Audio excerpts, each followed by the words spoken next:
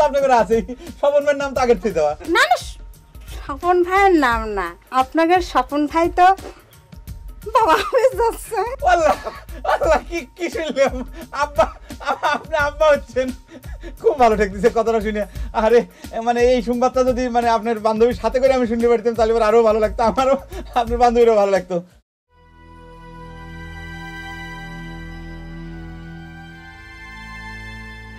আমার আইডিয়াই কিন্তু সঠিক প্রমাণ হয়ে গেছে জমশেদ ভাই। আমরা আপোষের প্রস্তাব নিয়ে যাওয়ার আগেই তারা আপোষের হাত বাড়াই দিছে। ওই মঞ্জিলের বউ তোর সাথে একটু ভালো করে কথা কয়েছে, আর অমনি তুই কইলে গেছিস, তাই না রে বিলাল? কে রে, মঞ্জিল কি তোর কাছে আপোষের প্রস্তাব দিয়েছে? তুমি বুঝতে পারতেছ না জমশেদ ভাই, মঞ্জিল কোনো ফ্যাক্ট না, আসল শক্তি হচ্ছে তার স্ত্রী। মঞ্জিল যদি মাইক বাই দিয়ে ঘোষণা দেয় আপোষের, আর মঞ্জিলের বউ যদি নো বলে, তাহলে কি মঞ্জিলের ক্ষমতা আছে আপোষ করার? তোর কথা আমি মানলাম, কিন্তু তারপরও একটু চিন্তা ভাবনার বিষয় আছে রে বিলাল। চিন্তা ভাবনা করো, কোনো সমস্যা নাই, তবে আলোচনার যে একটা পরিবেশ সৃষ্টি হয়েছে এটা নষ্ট করো না। মনে রাখো, দুই পক্ষেরই কিন্তু বিপদ। অজগর কিন্তু হা করে রয়েছে গিলার জন্যে। আচ্ছা বিলাল, তুই বুঝিস নি কে? খালি কেসের বিষয় নিয়ে আলোচনা করলে তো হবি না। নে, আলোচনার আরো বিষয় আছে আমার। অসুবিধে কি? আলোচনার টেবিলে বসলে কি কোনো কিছু বাদ যাবে নি? তোমার যা যা সমস্যা আছে সব কিছু আলোচনা করবে, যাক খোলা মনে আলোচনা। আলোচনার বিষয়ে আমার একটা শর্ত আছে রে বিলাল, তুই সেই শর্তটা তা করে জানাবো, জানায় রেজাল্টটা নিয়ে আসবো। তা করে ক্যাসালের জন্য আমার ঘরটা থাকিও আজকে নাই। আমার ঘরের বউ কোনে আর আমি কোনে? আমার নামে কেস দিয়া মনে করেছিল আমার ফাঁসি হয়ে গেছে, হ্যাঁ? আবার গুল্লা আইনে বোক মুখে তুলে খায়। এই লজ্জা শরম নাই রে? হ্যাঁ, রাতের বেলা ঘরের বাতি বন্ধ করে চোরের মতো থাকিস? এই জামশেদ, লজ্জা শরম নাই? থাকা বলে খাড়া না, আমার ভাই কারা ধরা খবর দিছি, তোগারে ঘরের থেকে বাইর করে তুলা ধুনা করবি নি। তোগারে সাহায্য করতে আমার বড় তিন ভাই লাগবে না, ছোট দুইটা খেলেই শেষ। সাহসা কি দেখতেছো? দুই সাইডে ঢিল মারো, গাছ দালা মিটুক। কি যাও? ঘরের কোনায় বসে থাকলে কি জন্য? আমি তোমাকে কি করলাম? আমি ছোট লোকের মতো মানুষের বাড়ি বাড়িতে ঝগড়া করে পারবো না। না পারার কি আছে? আমি তোমাকে যে কথাগুলি শিখা দিছি সেই কথাগুলি যায় খালি একটু চড়া গলায় কয়ে দিয়ে আসো। তুমি শিক্ষা দিলেও আমি পারবো না নে, কারণ কি জানো, আমাদের বংশের লোকজন মানুষের বাড়ি বাড়িতে ঝগড়া করে পারে না। তোমার ঘরে বংশের লোকজন মনে হয় মিশুরি কথা কয়, খালি আমি গলি সেটা পারো না। আর তোমার কথার মেশিন যখন আমার উপরে ছুটাও তখন সে কটা ঝগড়া মনে হয় না? তুমি আমার পর মেজাজ না দেখায় নিজে যে ঝগড়া করে আসতে পারো। আমার যদি জামিন থাকতো তাহলে তোমার পায়ে তেল ঘষতে চাইতাম না, এতক্ষণ ওই মঞ্জিলের বোর গলা কুটি চাপি ধরতাম। এই নো, মারো মারো মারো, এই নো।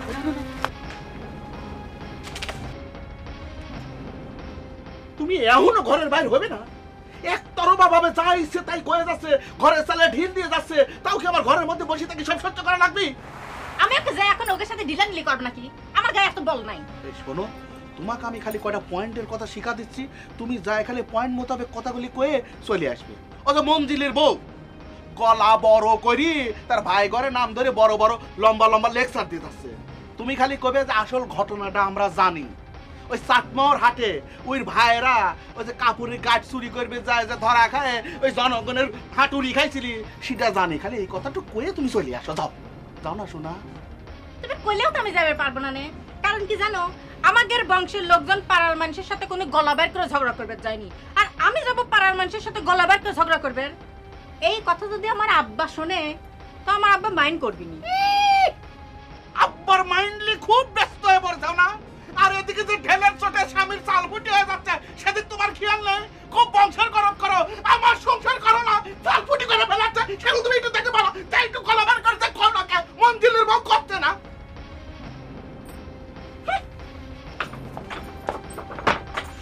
কি মেশিন যে আমি বিয়ে করেছি, একটা কথা যদি শোনে আমার, তারা যদি বুঝায় শুনে আমার বউটা ফিরে আনবির পারে, তাহলে আমি তাগরের সাথে আলোচনায় বসতে রাজি আছি। এইটা কোনো বিষয় হইলো? বললাম তো, আলোচনার টেবিলে একবার বসে পারলে সব সমস্যার সমাধান হয়ে যায়নি। তাহলে আমি যাই তাকে গ্রিন সিগন্যাল দিয়ে আসি।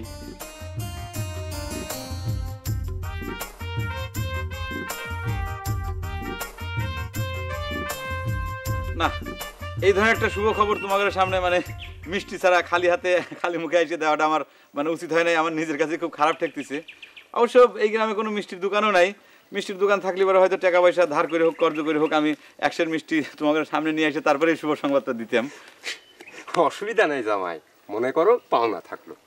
যত জায়গা দুলা ভাই, এই ধরনের একটা খবর স্বপন ভাই খালি মিষ্টির প্যাকেট দেখাই চলে গেল, কামটা ঠিক হয় নাই। আরে ভাই কত করে কব যে আমার স্ত্রী নিষেধ ছিল, তার কথা অমান্য করে আবার বিপদে পড়বো নাকি? শ্রাবণ ভাই, তোমার এই কথার সাথে কিন্তু আমি একমত হতে পারলাম না। ভাবিক আমার জানা মতে খুবই নিরীহ, খুবই শান্ত প্রকৃতির একজন মানুষ। এই বিপদ আপদে এসব কথা কয়া তা হিংস্র প্রতিপন্ন করার চেষ্টা করি না তো। ঠিক আছে, কইলাম না, নাও খেলো। খেলবো তো বটেই রে ভাই, এখন তো কেমন করে খেলবো, মনের ভিতর এত আনন্দ ঠেকতেছে, তাসের ভিতর কোনটা যে হরতন কোনটা যে রুইতন সেটাই তো মনে টের পাবো না। আচ্ছা স্বপন ভাই, ভাবি আমাকে কইলো না যে তোমাদের সন্তানের নাম আমাকে রাখা লাগবে? হ্যাঁ কইছে তো। কে নাম তোমার মনে আইছে? হ্যাঁ, কি নাম তো মনে পড়ে গেছে। কি? তোমাকে যদি সাওয়াল হয় তার নাম রাখি রুইতন। মানে আমাদের সবচাইতে প্রিয় জিনিস যেটা, মানে এই যে তাস জুয়ে, এই তাসের সাথে মিলে যদি তোমার সন্তানের নাম রাখতে পারো সেটা তো সবচাইতে ভালো হয়, তাই না? মনে করো যে জুয়ে খেলার জন্য তুমি তোমার সহায় সম্পত্তি সবকিছু ভাবির নামে লিখে দিছাও, কোনো পিছপা হও নাই। কথাটা মন্দ কও নাই জামাই, ছেলে হলে না হয় নাম রাখলে রুইতন, যদি মেয়ে হয় কি নাম দিবা? সমস্যা কি, মেয়ে হলি পরে তার নাম দেবো আমরা হরতন। কি ফাইন না স্বপন ভাই? ইস্কাপনার বাকি থাকলো কেন জামাই? ইস্কাপন বাকি থাকবে কিসের জন্য? সে বুদ্ধি আমার মাথায় আছে। মনে করো যে তোমার ঘরে জমু ছাওয়াল হইলো, তখন এক ছাওয়ালের নাম হবে রুইতন, এক ছাওয়ালের নাম হবে ইস্কাপন।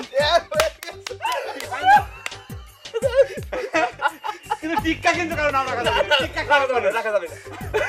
পাই নাই যে, পায়ে গেছি ভাই। এইরকমই তো হওয়া উচিত। আমার যদি অনাগত সন্তান হয় আমিও তো এইরকমই নাম রাখবো।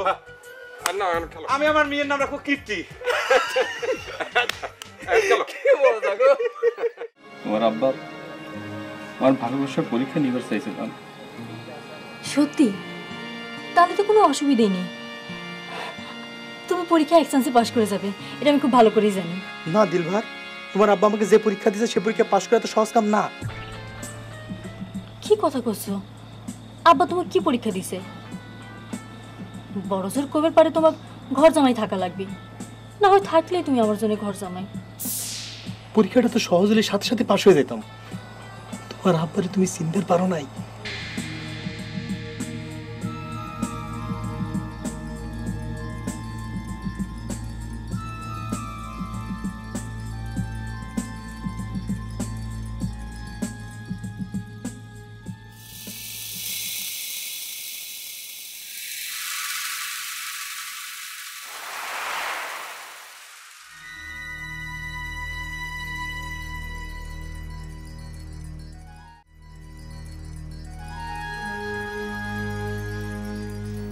কিরে দিলবাহার, তুই না আমার কইস মন খারাপ করে না থাকবে, তাহলে তুই মন খারাপ করে বসে রইছো কিসের জন্য? গ্যাদলের জন্য ভালো ঠেকতেছি না রে বউ। কয়দিন হয় ও কেমন জানি আমার সাথে ব্যবহার করতেছে, ঠিক মতো দেখাও করে না। সেজন্যই তো কই মানুষের বেশি ভালোবাসা লাগে না রে বোন। ভালোবাসার দোষ না রে ছোট বউ। আমি আর গ্যাদল বাগানের মধ্যে কথা করছিলাম, ওই শয়তান জুলফি আব্বাকে নিয়ে যা ধরা দিছিল। আব্বা তাক ডাকে নিয়ে যে কি কইছে, তারপর থেকে এই অবস্থা। বুঝেছি, আব্বা মনে করে ভয় দেখাইছে, কাইটটা গাঙে ভাষায় দিবি। আব্বা যে কিসের জন্য গ্যাদলে দেখবার পারে না বুঝি না। তুই ক, গ্যাদল কি ওই জুলফিকার এসে কোনো অংশে কম? গ্যাদল জুলফির চেয়ে বেশি ভালো জন্যই তো আব্বার পছন্দ না রে দিলবাহার। আমি কয়দিন হয় একটা জিনিস হিসেব করে দেখতেছি, আবার সবসময় খারাপ লোকজনের পক্ষ নেয়। এত কিছুর পরও আমার থানায় যাবার দিল না। হয় হাসান ভাইয়ের কাছে তো সেই কথাই শুনলাম, এ নিয়ে নাকি আব্বা হাসান ভাইকে ধমকাইছেও। আব্বা কি কয় জানিস? উপরের দিকে থুতু দিলে নাকি সেটা নিজের গায়ে পড়ে, কিন্তু আমি তো ছাড়বো না। আম্মার সাথে কথা হয়েছে, আম্মাও রাজি আছে। কয় যে এত বড় ঠকবাজে শাস্তি না দিলে সেটা নাকি আরো বড় অপরাধ।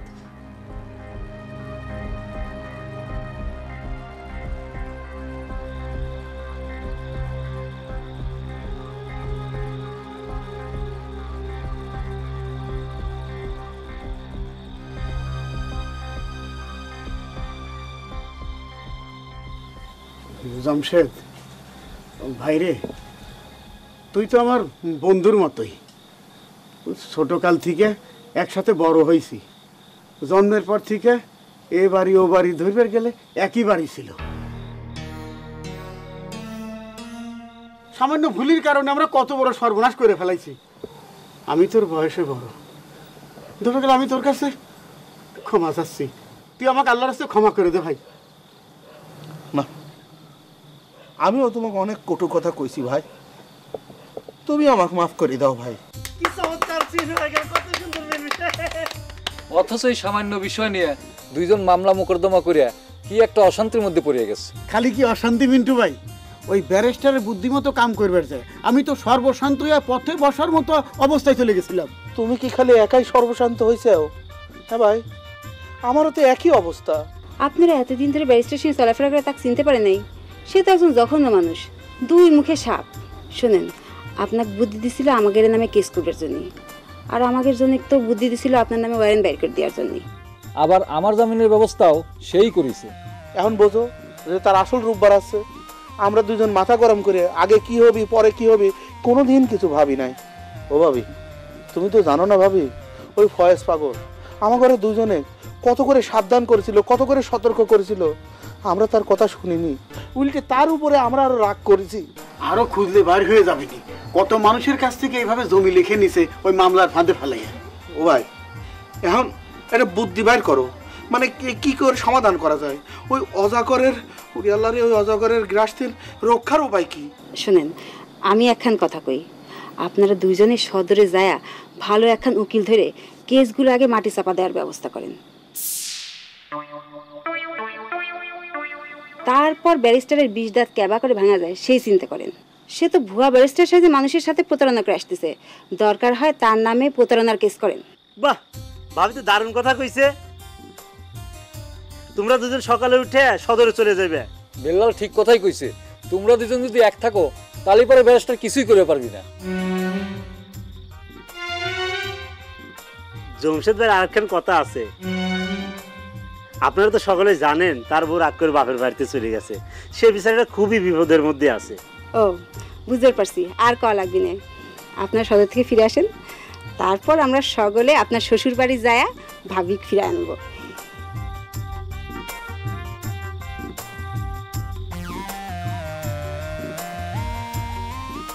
ও আসল কামটাই তো করা হয় নাই জমশেদ ভাই। আমি আপনাদের সাথে মেলা খারাপ ব্যবহার করতেছি, আমাকে মাফ করে দেন। আমাকেও আপনি মাফ করে দেন ভাবি, আমিও তো মেলা খারাপ ব্যবহার করি। আরে ঠিক আছে, সবকিছু তো ঠিক হয়ে গেছে, আমরা তো সব মিলে গেছি। আসো কুলাকুলি করি। আসো মিন্টু ভাই, আমরা কুলাকুলি করি।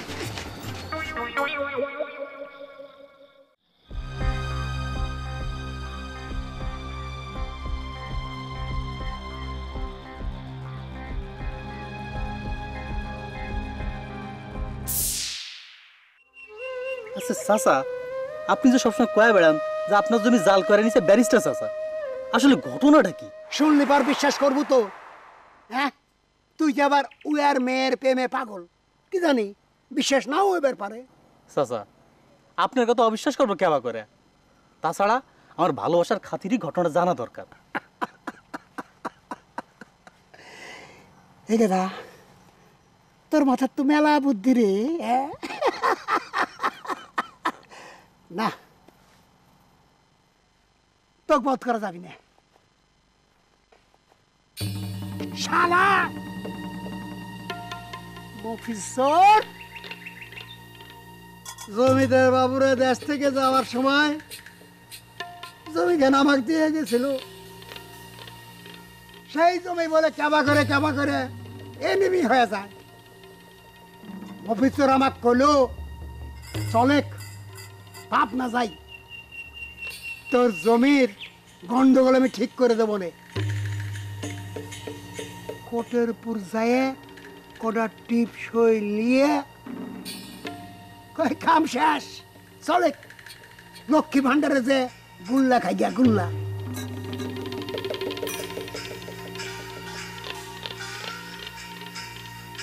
মিথ্যে কথা কখনো খাচ্ছিলাম গুল্লা, পেটটা বইরে গুল্লা খাচ্ছিলাম। তারপর একদিন সকালবেলা লোকজন নিয়ে আসে আমার জমি দখল নিয়ে কয় আমি নাকি ওর কাছে জমি বিক্রি করেছি।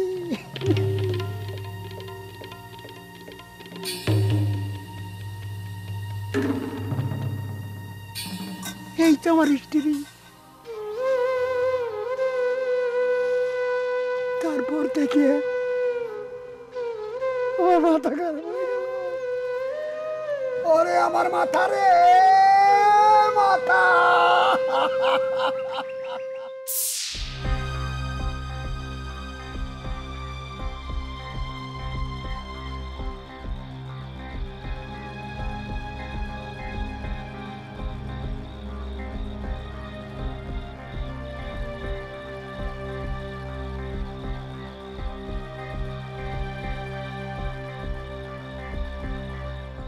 ওই মফিজ চোর আমাকে খুন করবার পরে ভাইবে ভয় করতেছ, তাই না? হ্যাঁ, খুন তো করবারই পারে। তাই বলে আমি এই ভূইখানের দখল তাকে ছাড়িয়ে দেব না। মার্ডার করে করুক, আমি ভূত হয়ে এই জমিখান পাহারা দেব, তাও আর দখল দেব না। গেদাল,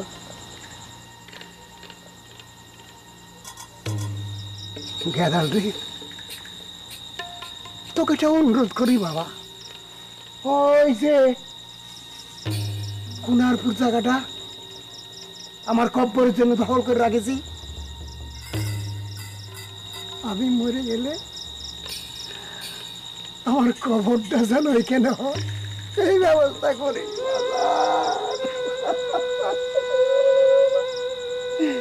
সেই ব্যবস্থা